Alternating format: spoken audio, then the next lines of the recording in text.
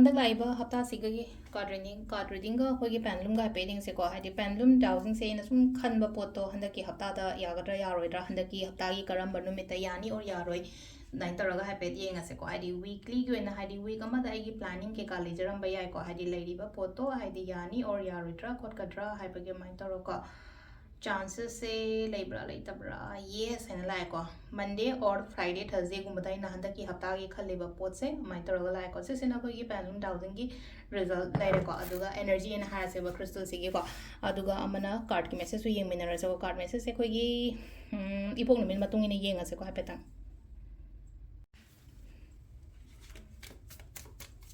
do hafta gi na card reading se ko ai se card Tarek katang lotok jarak ko nimitare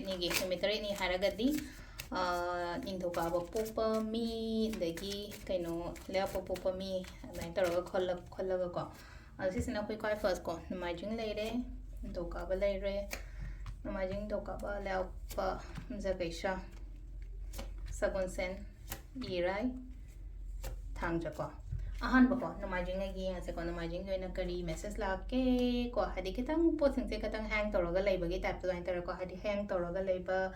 delay toroga leiba khotpa admai toroga ni ko sida kitang satisfying oi taba handa ki hafta se ko hadi aina pam photo katang tapna khona lakpa ado kem khanbi kano ko se laino ko just hadi adum yajarakni da adum phajarasni da hadi dumaina wakhan dumai khanda kuiba haji hadi samna ha bada handa apta je yumja kaise je thaba ma ngai len khala je yumja kaise je oidren khala je tar gadi ai lakada ba phangada ba lebene soidana mai lak jani ko haiba ge dugi thajaba ma kai ma doi tor thambiyo ko sida sesina ko gi no majing le ko ning doka ba ko ning doka ba gi hadi hotna kada ma tamne hojik se yamna hotna biu ko aina hotna ringe ha ta result se kitang phangen so khala je ke shugai de ba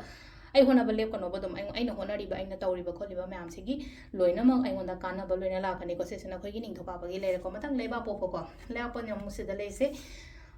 imung manung kari kra sukmaina ko nungai na oina leimina ba khotmina ba noi happy family imung shanti oina leiba ategi imung manung koi ba chamina ba khotmina ba family outing gumba kai gumba dum ba sumya ma le ko aidi matam phajana ga pina ba do amana amada ko sisena akhoi gi le ko le ko yumsa kaisa ko yumja kaisa gi na sile je problems mayam dagi tapna tholakpa hakchang nungai te kaina khala jo hakchang nungai ta ba do hai tare ko hakchang ga se ketang nungai ra ko khotpa ai do katang hadi ketang karai do ma chatlaga nungai bagi type tam to do hadi na problems dagi tholakpa oiro khara so thokpiyo hai yum dagi koiba khotpa oiro ama oiro ko smai tawra ko mathang isna hadi sagon sen gi na sida la ise paisa nungsha kari kra harasne ko sida adum hai tar ko special hadi savings kumba kai gumba to busung ngani chatlan gano yari nge hai tar ko hadi unnecessary expenditure kumba kai gumba maina to bi taba ko irai gi sina sida lai se ko kaino ne kitang hai tar ko mi singsina aingonda cheating ana harasne ko cheating betray gumba kai gumba to wa hati attack torok pa hai tar ko aingonda mi singsina hadi attack torok pa means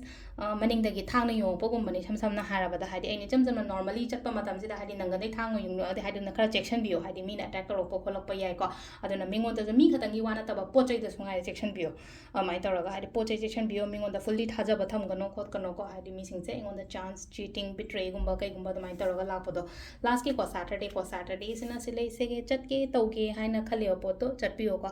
aina chatpa matam da adugi poto hai tar ko kana badum porakani ko aina khanjari ba haigi thoughts harasne ko ai creative thoughts creative ideas kari kra lady ba khole me am do hadi phajana sizna raga thabai khang to biyo ko ado sesena khoi gi rashi ga kaino rashi sorry weekly gi oina tarot card reading ga pendulum dowsing ga lere ko ado makada video samu ko nei minarase thank you